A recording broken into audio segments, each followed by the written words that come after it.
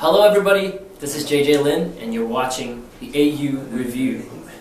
JJ Lin, thank you for talking to us backstage straight after your concert. Yeah. Appreciate your time. Good. How was the concert? How did you go up there on stage? Well, I had a great time.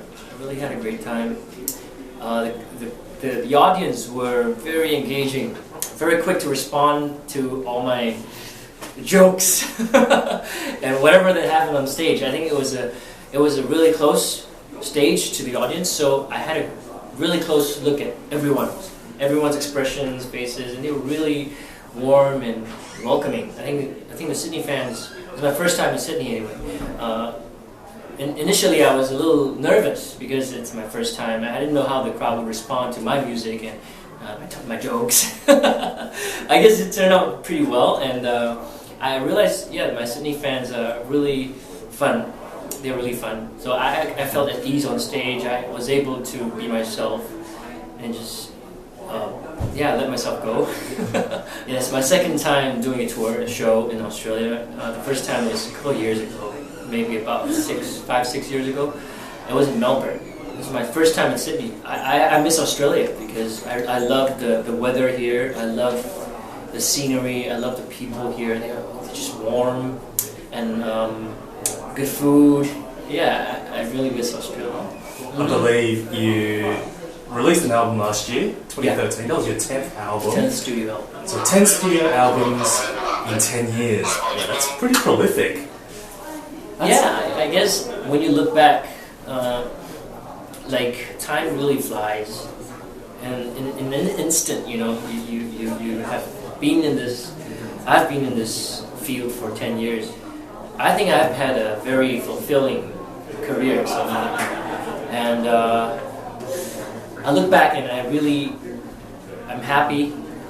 I'm really grateful for those people I've met, even before my step into this career, this line, because I really think those are the times that make you really who you are, especially those times in high school. So that's why on stage I was pretty reminiscent of the high school days, because I have many high school friends living in Australia. So whenever I think about Australia, whenever I'm in Australia myself, I try my best to catch up with these friends, with these high school mates. I hope my next 10 years can be even more crazy. I'm really working on my new album. Let's talk about the new album. What's in store for this 11th album? 11th album. I like to see my 11th album as another first album. I like to do that because I think it's always good to refresh and restart. So after 10 years, my last album was all about cherishing the times I had before my first release, and also during my 10 years of singing.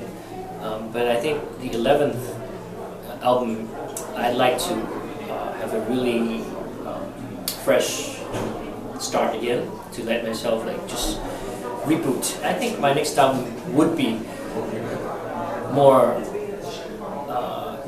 maybe more daring than I've been for the past 10 years.